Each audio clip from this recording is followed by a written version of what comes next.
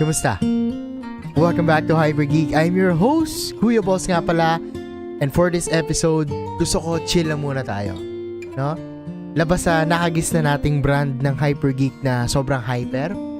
Kasi ang itong pag-uusapan natin ngayon, hindi kailangan ng ganong kataas na energy para matalakay itong topic na to, no? Maiba din lang sa ngayon, maiba sa anime, sa video games. Kasi I think ito lang yung pinakaunang beses at kauna-unahan na pag-uusapan natin dito sa Hyper Geek ay isang K-drama.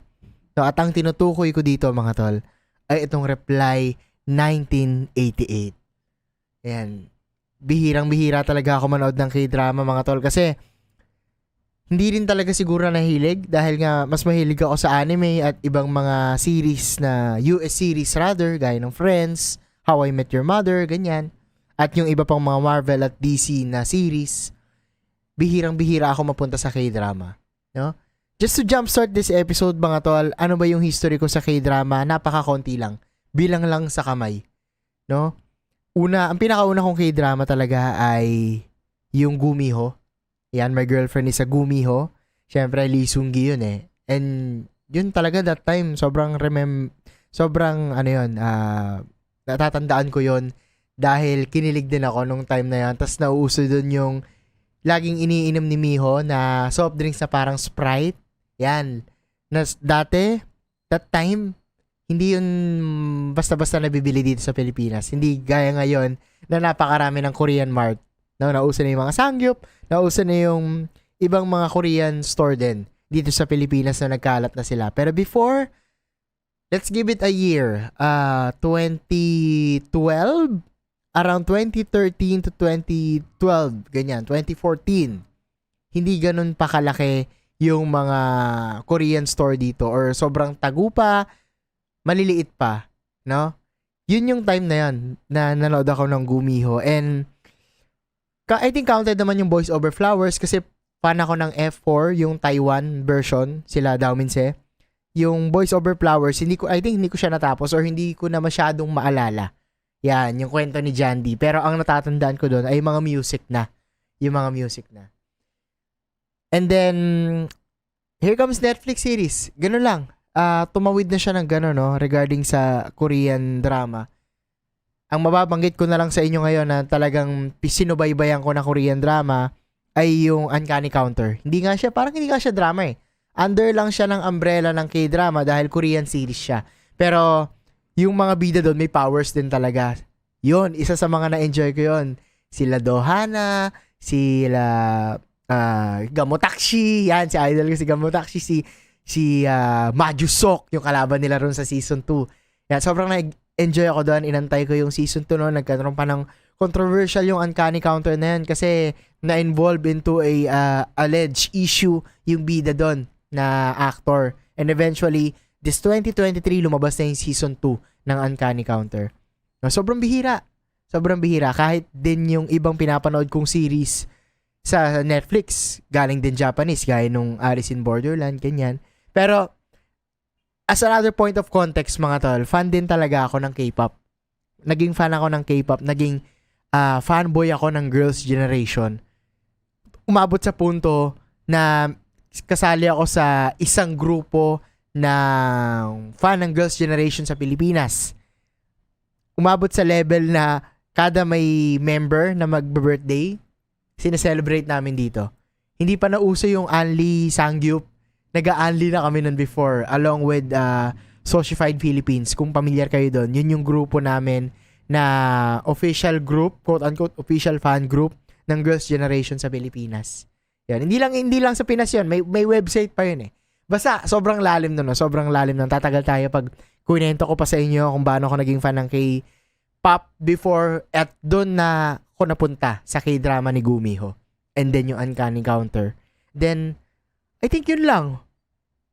Napaka-konti lang. Boys Over Flowers. Sobrang konti lang. No? Yun yung at least naalala ko ngayon kasi hindi rin ako nag-notes, guys. Dito sa episode na to, konti lang yung notes ko. Hindi ako masyadong nagsulat kasi gusto ko kung ano yung maaalala ko dito sa series, yun yung babanggitin ko sa inyo. No? So, yun yung pinakamaikling kwento kung paano ko na-introduce dito sa K-drama as a whole, no? And yung background ko na rin. So, hindi masyadong marami. no?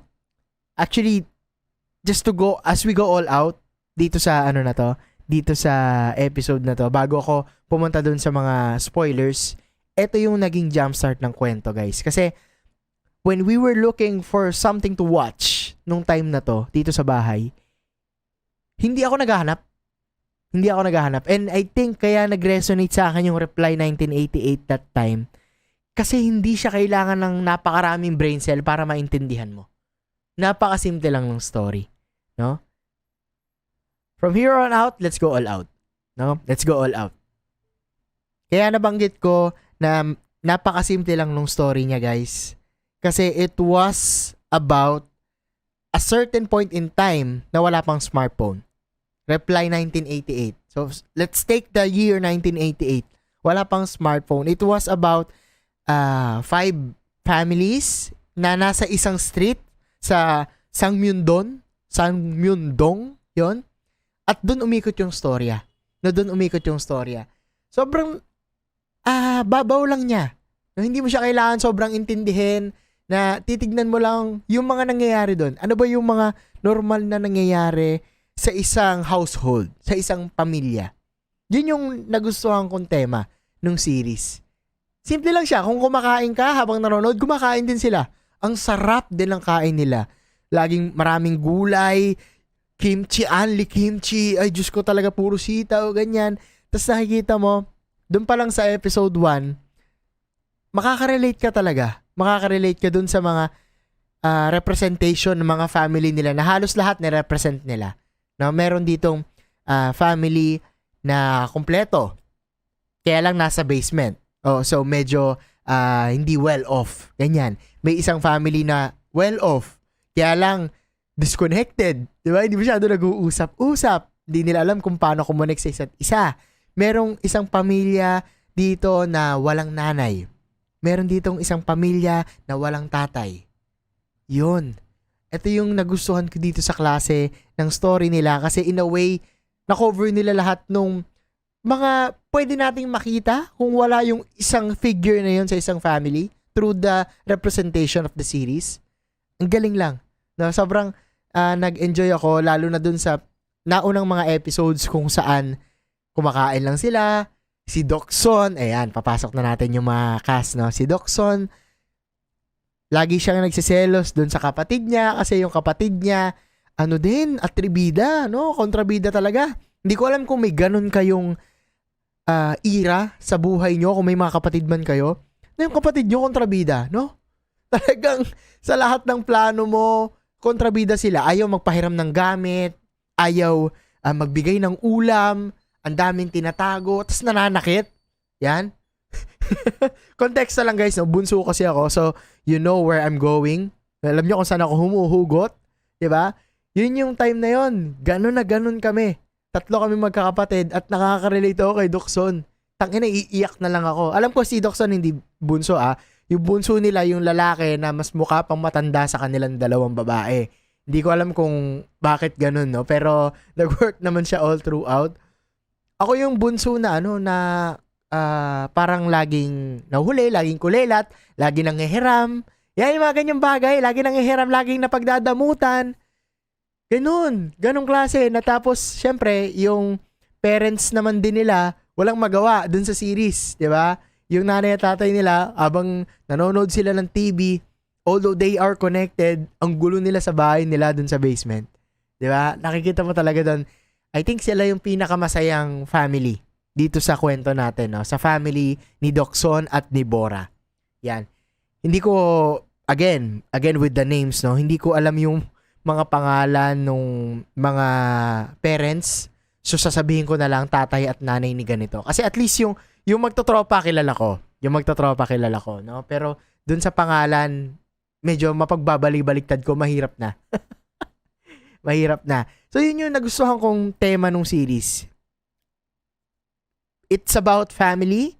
It's about nostalgia as well. Dahil nga, 1988, mga panahong wala pang smartphone. At youth. No? Yung tema ng youth, ng kabataan, ng pagiging bata, ng pagiging teenager. Sobra ako nakarelate dito sa kwento nila, no? Dito sa Reply 1988. Kasi, Eto guys, dun pa lang sa mga naunang episode, nakikita nyo na yung pumapasok sila sa square. Kasi, labas tayo sa family ni Dokson ha. Doon sa mga napasok na sila sa school, 'di ba? Nandun yung mga bullying, andun yung eto. Di ko alam kung sa Pinas lang to, no? Pero nakita natin meron sa Korean version.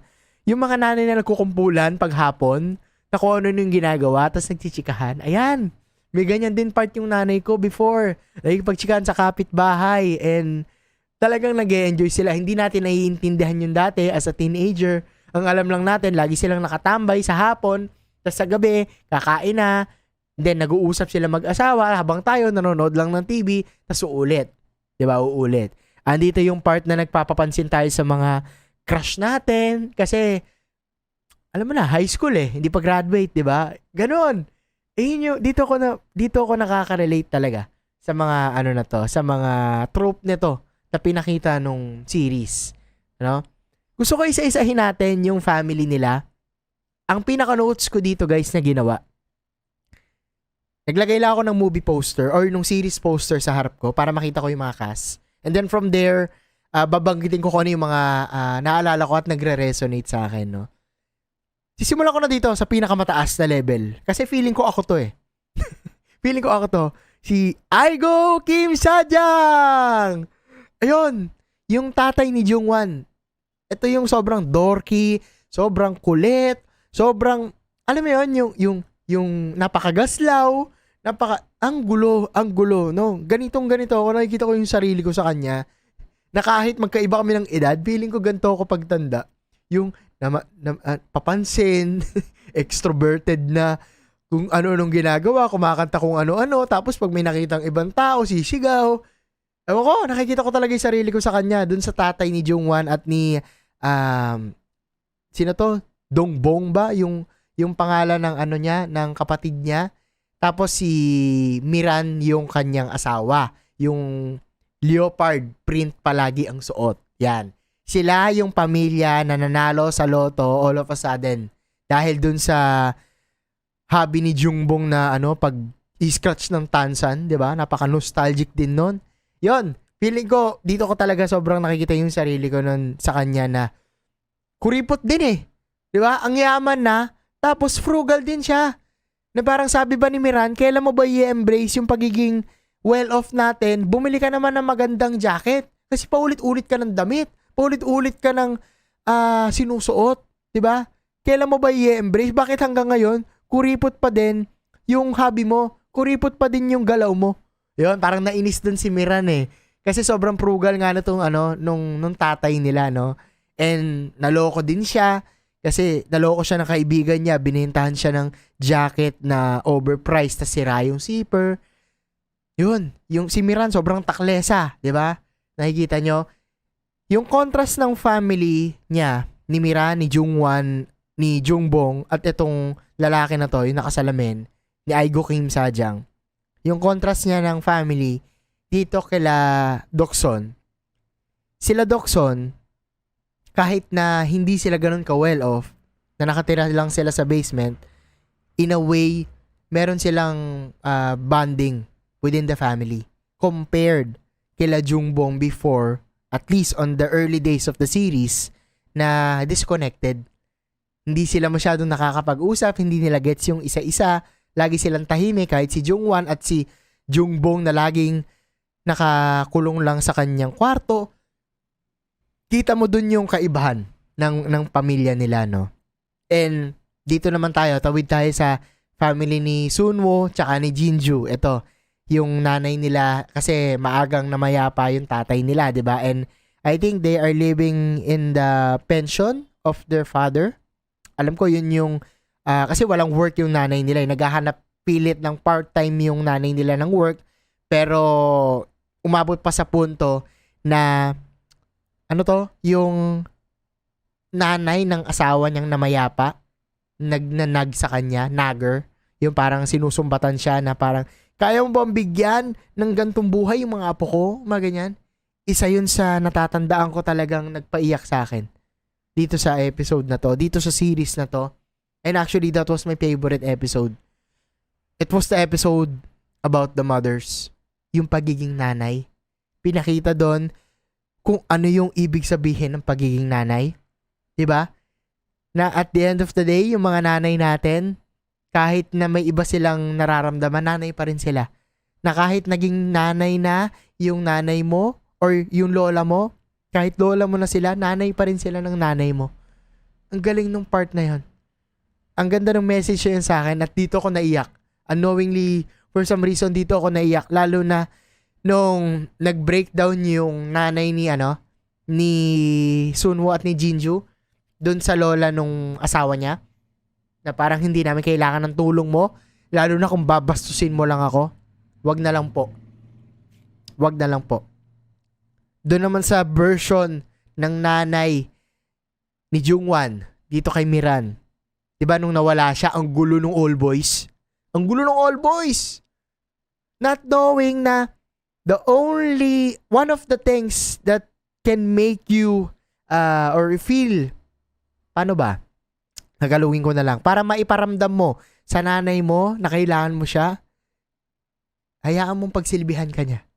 Ang ganda nun. Ang gandang mensahe nun. Alam nila yung gagawin di ba? Palitan yung uling para mainit yung sahig, palitan yung CR, iklag ng maayos, magluto. Lahat ng yun alam nila eh. Pero nung ginawa nilang lahat ng yon, nung nandun na yung nanay nila si Miran felt useless that time. Parang niyayaya siyang uminom nung idol ko, yung kamukha ko o yung kaugali ko, pero parang wala siyang gana. Not until binasag yun lahat ni Jungwan, na si Jungwan pinaso si Jungbong, binasag yung uling na para gawin yun lahat ni Miran, na parang ako nga may alam. Tapos yun yung naging mensahe nung episode na yun, kasi at the end of the day, hayaan mo pagsilbihan ka ng nanay mo, kasi yun yung paraan nila ng pagpapakita ng pagmamahal sa'yo. Ang ganda nun, ang gandang mensahe nun sa akin. I really felt that episode, no? Sobrang ganda ng mensahe niya. Kahit meron din to counterpart sa tatay. Mamaya pag-usapan natin, no? Balik ko dito sa mga pamilya kasi napag-usapan natin yung kay Sunwoo at kay Jinju at wala na silang airpat. Dito naman tayo sa nawala ng airmat. Dito sa family ni Taek. Ni Taek o Taek? Yun. Yung player ng yung hindi nag-aral kasi nag-focus sa paglalaro ng board game. Yung board game na yon, I forgot the term, pero yung board game na iba naman din pala pag lumaki kang walang nanay. Itatawid ko ng bahagya sa bandang dulo yung sabi ng tatay niya na ang agang nag-mature ni Taek dahil sa akin kasi wala siyang nanay. Tapos yung tatay niya, hirap na hirap pa siyang magsabi ng I love you. I think ganun din pala, no? Ganun din pala yung mga tatay nila. At least dito sa version ng story na to ng Korea, na hindi lahat ng tatay openly nagsasabi ng mahal kita sa anak mo. Ang hirap eh. Di ba? May certain level of masculinity or hindi lang talaga ganun ka-showy yung mga tatay natin, no? Which I think is totally relatable.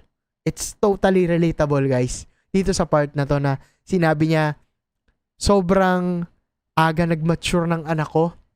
I hope he can be childish for a while. He can be foolish for a while. Hindi niya nga magawang mag-express kasi parang lagi niya nang naiintindihan yung mga nangyayari. At the end of the day, tumatahimik na lang siya. Ang bigat na ng mga responsibilidad niya dahil dun sa pagkapanalo niya dun sa board game. Hindi niya na na-express yung sarili niya. Ang aga niyang tumanda. Ang bigat noon, pare. Ang bigat noon doon sa side ng kwento na yon na lumaki kang walang nanay at hindi ka masyadong na aalagaan ng tatay mo na busy din sa kanilang negosyo. Alam mo yon, nagkikita sila doon sa bahay tapos parang tanguan lang yung conversation nila kasi walang nanay sa bahay. Walang nanay sa bahay. Hindi ko alam kung ano yung klase ng version ng story na yon in real life, pero I could only imagine. Base dito sa kwento na to, mararamdaman mo talaga yung contrast niya doon naman sa version ng story nila Sunwoo at Jinju na wala silang nakalakihan or nawala ng maaga yung tatay nila.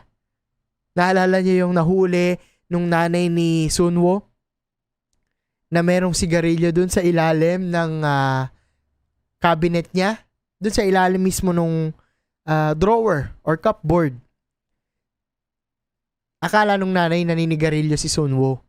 Akala niya na parang nagtatago kasi may mga hindi sinasabi si Sunwo. May sugat si Sunwo sa muka. Hindi niya alam na bully si Sunwo. At yung sigarilyo na yun, galing yun sa bulsa ni Miran na napunta kay Jinju na pa-slide doon. At hindi talaga kanya yung sigarilyo. Napaiyak yung nanay niya. Kasi tangina hindi niya alam kung paano maging tatay sa kanila. Yun yung ang bigat din. Ang bigat, pag-usapang pamilya, parang malambot ako dito. May soft spot ako dito. Kasi, hindi ko alam kung bakit. Pero, tangina, ang bigat ng kwento na yun. Pinakita doon na pag wala kang nanay at tatay, mahirap lumaki. At kahit meron kang nanay at tatay, hindi yun sigurado na magiging maayos yung parenting sa'yo. Kasi pinakita din yun ng dalawang pamilya na buo ang nanay at tatay, pero disconnected. Binuo yun nung pamilya na nandun ang nanay at tatay, pero at the end of the day, hindi pa rin mabigay yung gustong maayos na buhay. Sobrang hikahos. 'Di ba? Yung tatay ni Dokson, ano yung palagi niyang ginagawa? Meron siyang bukal na puso palagi na binibili niya yung tinda nung ale bago siya umuwi kasi naaawa siya. Tapos sinisigawan na rin siya nung nung asawa niya. Bili ka ng bili, wala nang natitira sa atin. Kaya puro kangkong yung nila 'di ba? Yung ulam nila nung that time. Sila yung pinakamasayang family na nakita ko dito so far dun sa series, at least on the early days of the series. Kasi kahit na wala sila ganong klaseng wealth sa family nila, they live under that basement. Ang saya nila. Ang saya nila, nag-aaway, maingay sila palagi compared sa taas. Compared kila Jungwan na laging may sari-sariling mundo yung family nila. Si Aigo Kim Sajang, yung tatay ni Jungwan, palaging ang nakakasabay lang sa kulit niya, hindi yung anak niya. Si Dokson. Diba? Si Aigo Kim Sajang. Tapos nagdigagan sila. Yun. Lagi lang si Dokson. Si Dokson yung pinakamakulit dito. Dito sa family nila, no? And gusto ko na itawid dito, yun sa tema ng puppy love. Ayan na. Sinong hindi makaka-relate, 'di ba? Alam niyo minsan ang sarap na lang maging bata ulit eh. Ang sarap na lang tumigil yung mundo tas balikan mo kung ano yung mga naranasan mo nung grade school tsaka nung high school. Ganun na ganun. 'Di ba? Yung hindi mo alam kung paano ka magko-confess, Jungwan. Hindi mo alam kung kinikilig ka na ba, ganyan. Lalo na nung mga bata pa sila. Meron na silang solid na tropa. And doon din ako nakarelate eh.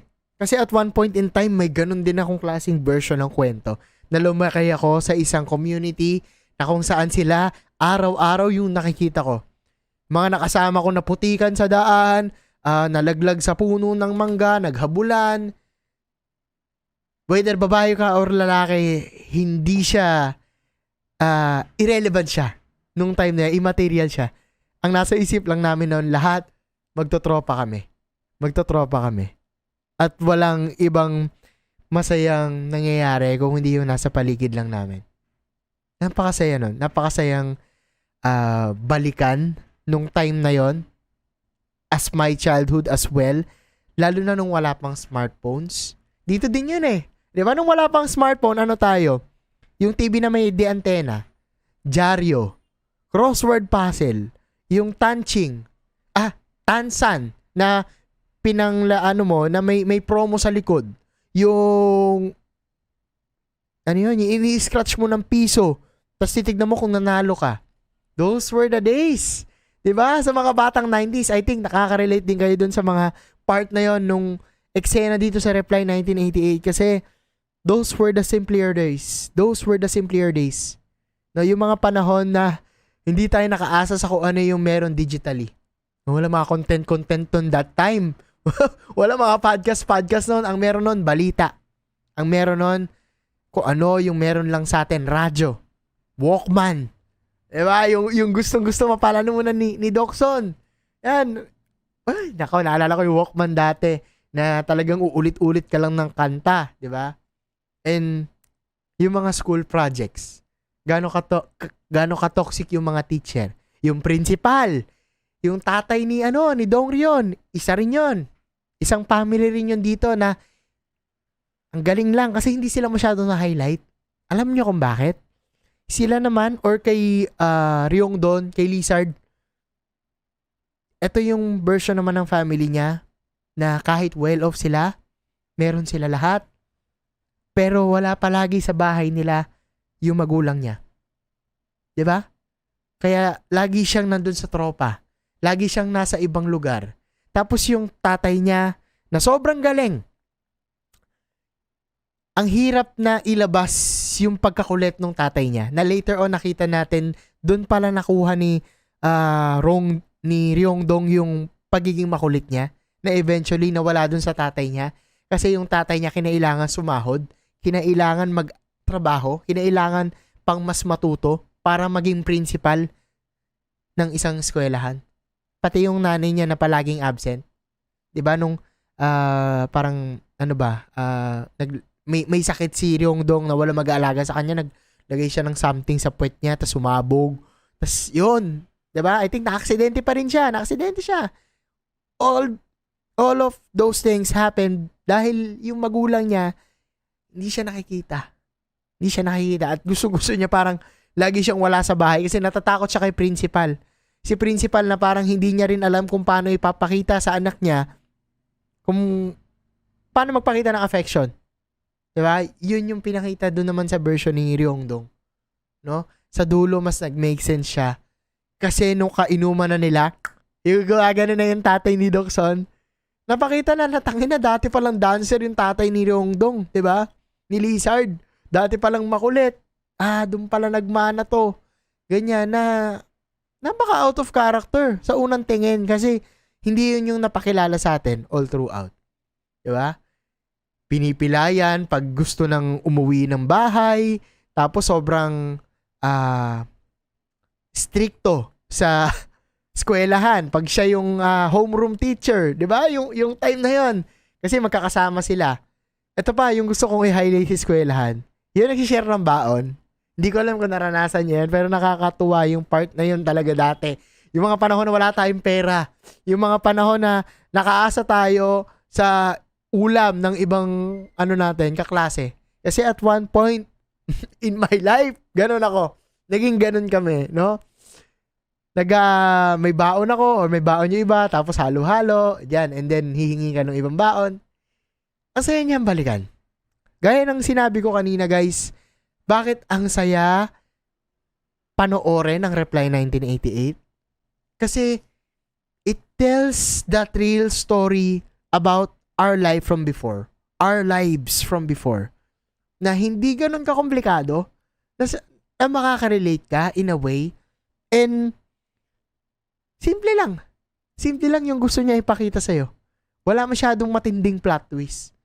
Na kung may plot twist man, makaka-relate ka. It was very relatable for me. Yung mga nangyayari dito. Yung mga pagtatampo ni Dokson kay Bora na bakit niyo sinasabay yung birthday ko sa ganyan. Ayoko nga ng sabay kami ng birthday ng kapatid ko dahil nga wala silang pambili ng cake. Yung nagtatampo ka sa tatay mo. Yung tatay mo na hindi marunong magsabi ng mahal kita. Diba? Yung nanay mo na ipagtatanggol ka sa kung saan ka man mapunta. Maprotektahan ka lang. Mga ganong klase. Naalala niyo yung, eto pa, gusto kong i-highlight to. And I may be wrong, pero ito yung nagiging interpretation ko na unlike dito sa Pilipinas, sa ibang lugar, hanggang high school lang, okay na sila na makatapos ka. Parang optional sa kanila yung kolehiyo. Hindi ko sure kung bakit ganon, pero sa Coach Carter ganon din. Na parang optional yung college. Dito, parang hindi lahat priority yung pag-aaral. Priority yung college. Na parang okay lang na high school lang. And nagbunga kasi yon or ang pinaka-reason nun ay yung kahirapan ng buhay. Hindi lahat kaya ipag-aral. Yung iba kailangan na talaga magtrabaho agad. Not unlike dito sa Pilipinas na talagang ilalaban yung yung edukasyon. I think compared to any other country, tayo yung pinaka-brusko mag-aral. Pinaka-brusko na makatapos hanggang college kung kaya. Kasi base sa mga napapanood ko dito sa mga series interpretation na ganito, hindi ganun parang ka-priority na magtapos ng college. Na parang if you have that drive, sige mag-aral ka. Pero kung hindi, parang hindi ka pipilitin ng mga magulang. At least ito sa mga series na napapanood ko. It may be true or it may be not, pero it sends a message. Kahit sa US, kahit yung ibang mga inspiring na based on real stories na movie. Like Coach Carter, like 12 Dozens something. Basta yung mga inspirational na napapanood ko. Sa Three Idiots naman, when it comes to work. Basta ganun. Ganung klase, no? Parang hindi lahat talaga meant na sobrang brusko mag-aral. Hindi gaya ng nakikita ko dito sa Pilipinas. Na talagang ipaglalaban yung edukasyon ng magulang hanggat kaya. Hanggat kaya. No? So, yun lang yung isang nalihis ko na punto about education na napansin ko dito sa series. 'Di ba? Kasi parang nung time na yon, nung sinabi ni Bora na hindi sinabi ni Bora yung nag-aakla si Bora kasi nagrarally siya.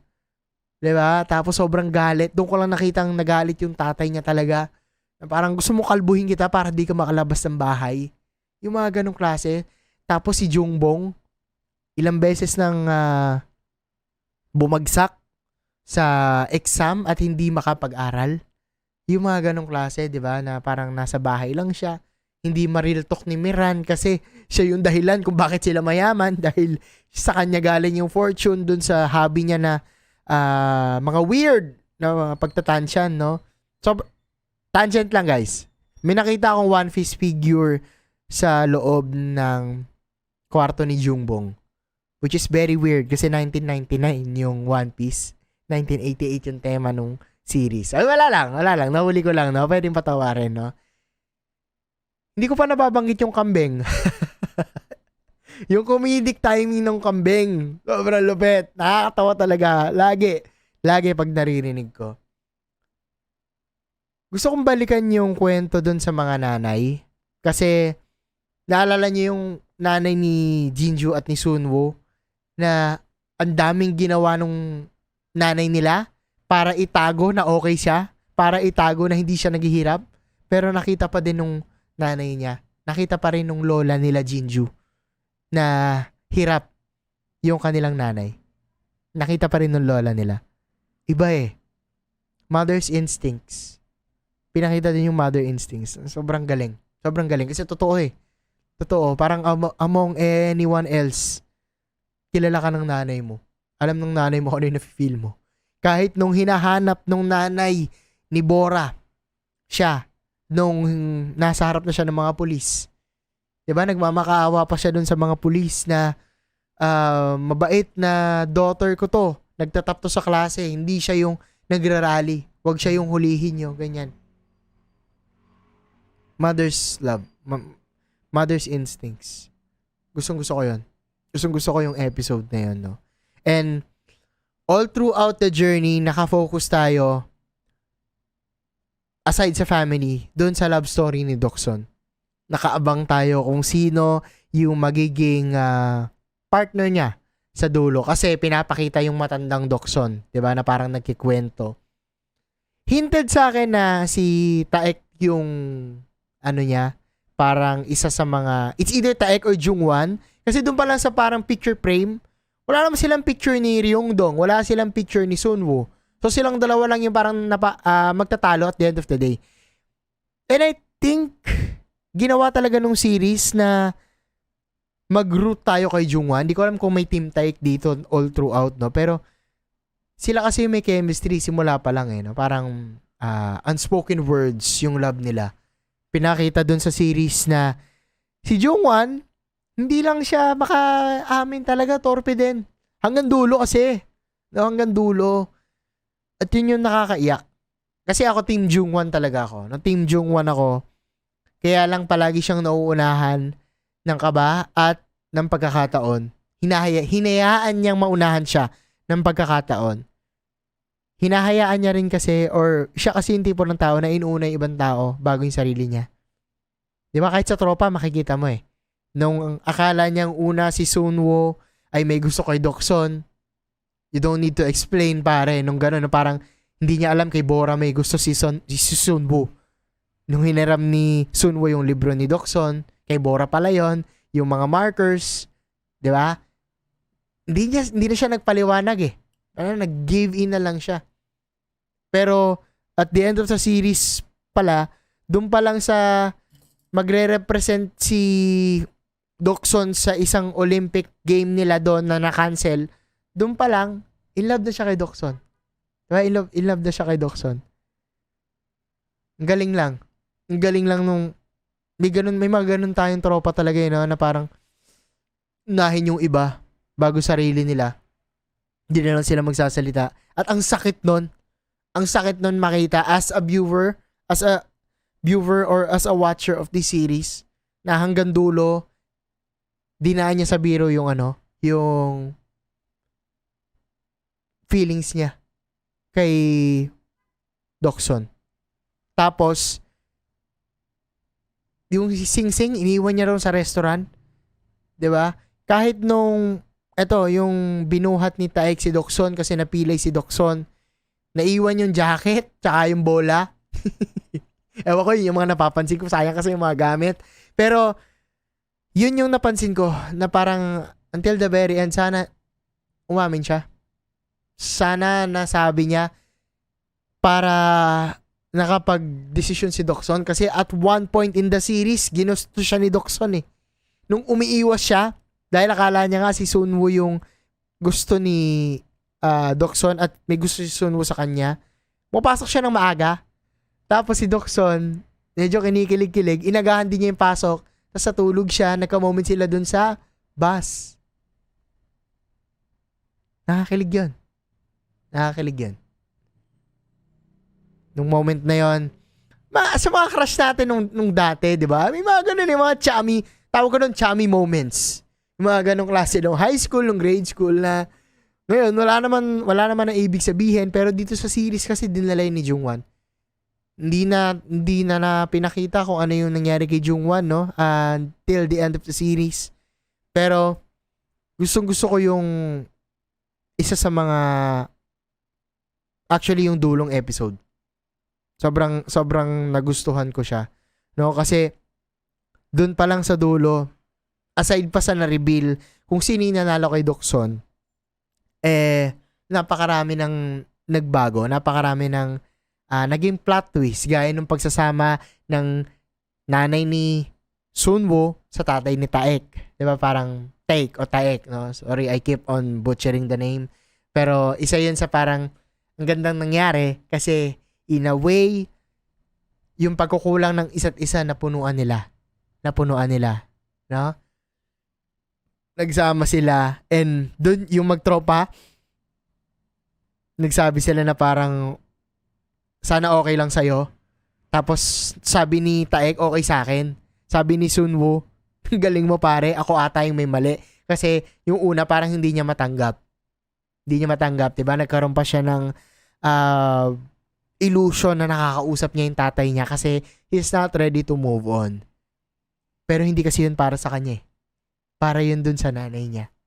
Para may partner yung mother niya. Na it all made sense sa dulo. No, it all made sense sa dulo. Ang ganda. Aside pa dun sa time na laging tinutulungan ni Miran yung dalawang pamilya when it comes to money, hindi nagmamatter kay Miran. Hirap na umutang yung dalawa sa kanya. Pero at the end of the day, di ba? Kumari sila. Ngayon, gusto ko na tumawid sa finale, guys. No? As we go towards the finale of this episode, may lang to.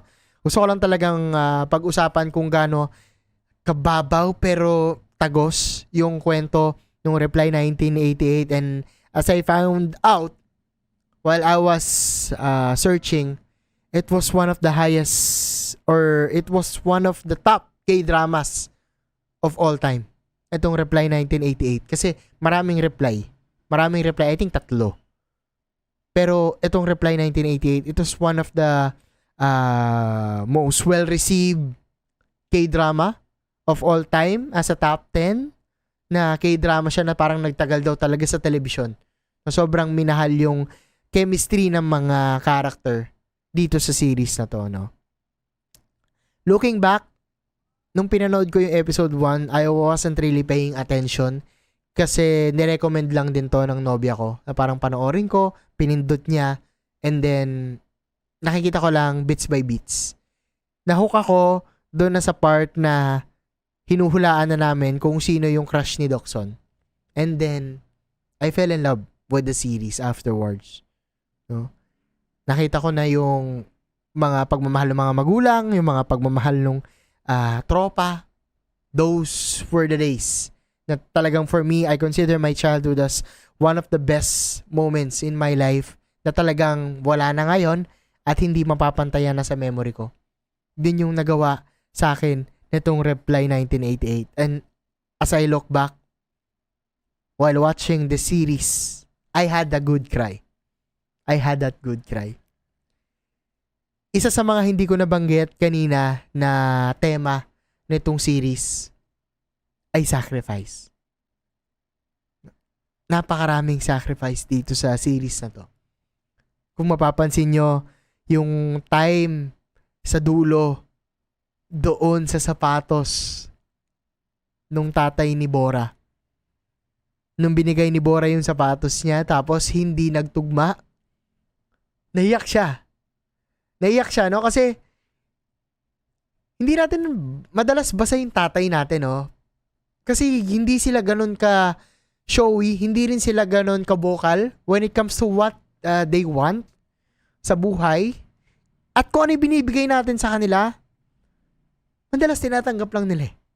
Sila na yung nag-a-adjust. No, kahit to sa putang inang size ng sapatos,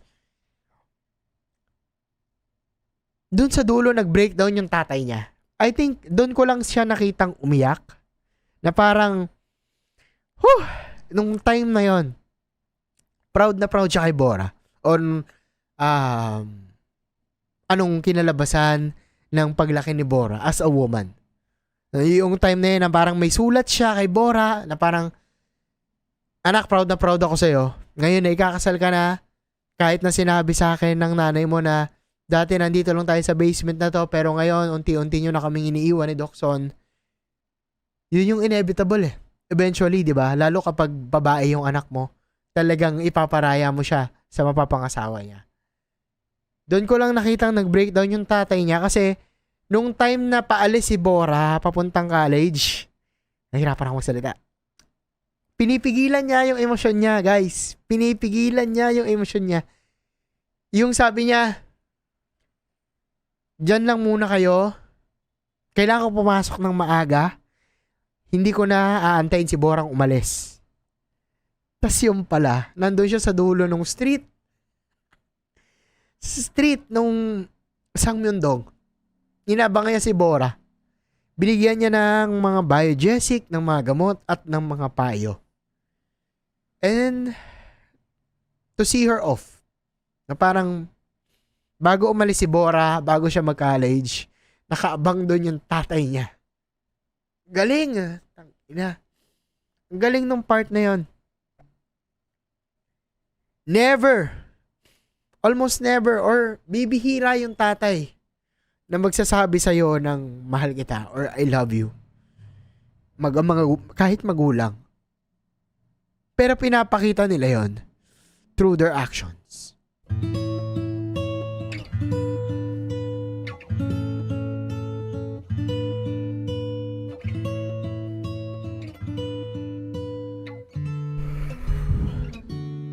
Until the very end, nakita natin na nakasuporta yung tatay niya doon sa kasal. Na sinigurado lang nila na maalagaan ni Sunwoo si Bora hanggang dulo. No? And napakagandang pagkakasulat dun sa kwento nila. Na ganun talaga minsan. I think ganun talaga, no, na hindi showy yung mga tatay in a way, pero pinapakita nila sa actions nila yung pagmamahal nila. Mararamdaman mo talaga. At least on my end. No, at least on my end. Gustong gusto ko din yung part na nalaman ni Jungwan at ni Jungbong na hindi talaga kasal si Miran at yung idol ko. No, yung idol ko na sa huli, sinelebrate nila yon. No, doon din binigyan ng plake ni Dokson at ni Bora yung tatay nila na hindi pa rin siya umiyak doon. Hindi pa rin siya umiyak doon. Natang-ina, sobrang nakakalungkot na yun that time. Lahat halos nagbe-breakdown na. No, halos lahat umiiyak na. Kasi hindi siya nabigyan ng plake sa trabaho nung nag-retire siya. Parang flowers lang yung binigay sa kanya.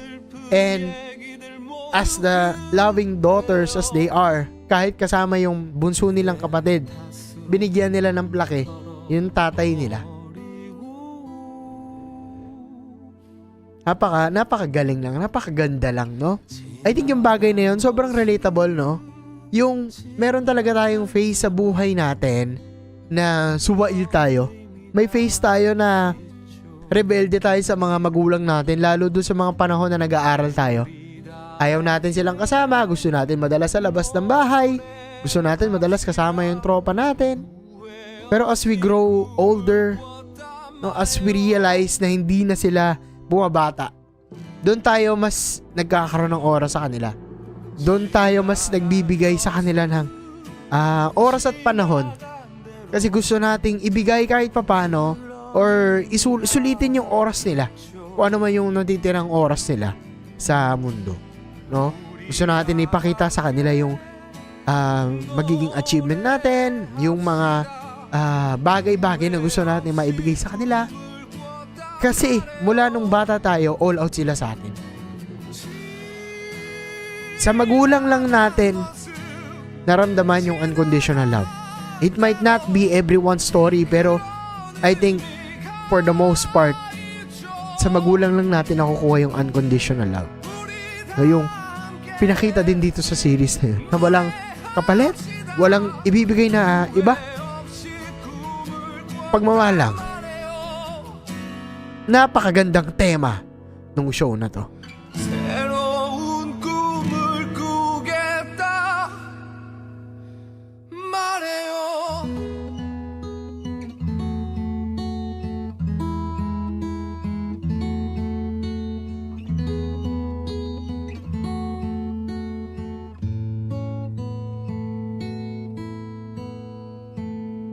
Before I end this episode, gusto ko lang i-highlight sa inyo guys na yung dulo nung series, nung paalis na sila sa Sangmyeon-don, pinakita one last time na nagkita-kita sila or nandun sila sa loob ng kwarto ng Taek. Doon sila nagpapahinga at kumakain lang. At doon nagsimula yung series. Nakakalungkot na after all those years, yung Sangmyeon-don, yung village, yung street na yon kung saan nabuo yung pagkakaibigan, kabataan, at buhay nila ng mahabang panahon, naging bakante na lang. No? Yung storya na yon forever na yun sa kanila, kahit na mag-iba yung lugar na yon. At yun yung tinatawag kong childhood. Yun yung tatawagin natin childhood paglaki natin. Na kahit nawala na yung lugar, pag nandun ka mismo, kung ano man yung nakatayo doon, nararamdaman mo na doon ka lumaki. Nararamdaman mo na nandun pa din yung mga alaala na yon, yung core memory na yon ng pagkabata ninyo. Natangina, napakagandang panapos ng series na to. Galing, ganda. Maraming salamat guys sa pakikinig dito sa Reply 1988 episode natin. Technically, pinushback ko tong episode na to kasi inuna ko yung Spider-Man 2 at yung Comedy Manila Experience, Best of Comedy Manila Experience episode kasi timely siya. And at tagal ko na talagang gustong gawin tong episode na to dahil gusto ko mailabas yung mga sinabi ko sa inyo. Hindi ko na ini-edit kasi putang ina. Kung naging madrama man ako, that's part of the episode, no? ganun yung naging impact sa akin nung series na to. Nalabas sa mga nakasanayan kong pinapanood. And for me, I had that good time to appreciate kung ano yung naging upbringing ko because of my childhood. No, and sana kahit papano sa mga nakapanood at hindi pa nakakapanood nitong series pero pinakinggan tong podcast, hopefully mapanood nyo itong Reply 1988. Available siya sa Disney Plus and as of now na kita ko na available siya sa Netflix. Maraming salamat guys. You may support this channel by simply following and sharing your thoughts on this episode. Isa sa mga gusto kong i-highlight sa inyo guys, if you want to further support Hypergeek, you may support me at patreon.com/hypergeek with Kuya Balls. You may support for as low as $1. Dahil ang pinakabentahin ng Patreon guys is meron kayong Zero City Underground Pass. Yung Zero City, ito yung community na kung saan meron tayong community chat or supporters chat na kung saan napag-uusapan namin itong mga gantong klaseng series on a more intimate level at agad-agad. Now, of course, with spoilers alert pa rin yon. Pero para sa mga tao na nakakasuporta dito sa Hypergeek, lalo na dun sa mga lumabas yung Hypergeek sa Spotify Wrapped this 2023, maraming salamat guys. So, kasi binigyan nyo ng tsansa itong podcast platform na to kung saan nyo man to nakita. No, napakalaking bagay nan sa akin. Shoutout sa naka-all out na support na kay Sands at kay Maku. Maraming salamat sa inyo guys. At under Hypergeeks Assemble, maraming salamat kay RD Casimiro, kay Mike Rubio at kay Jeff Pahilot. No, sobrang laki ng binibigay nyo sa aking suporta guys sa Patreon. At sa mga hindi pa kasali rather sa Zero City, ito yung ating free for all community chat natin. Meron tayong Facebook group at Discord channel. Yung Discord hindi masyadong active. Wala rin kasi akong kalaro lately. I'm more into story-driven single-player games. Pero hopefully, ma-revive natin yung Discord. And I hope I can see you. Kung hindi man sa Discord, no, sa Facebook group community chat. Again guys, lahat ng details ito nasa description. At maraming salamat sa pakikinig. I'll see you on the next Hypergeek episode. Out na muna si Kuya Balls in 3, 2, 1. Maraming salamat sa pakikinig pa. Hey, let's go! Boom!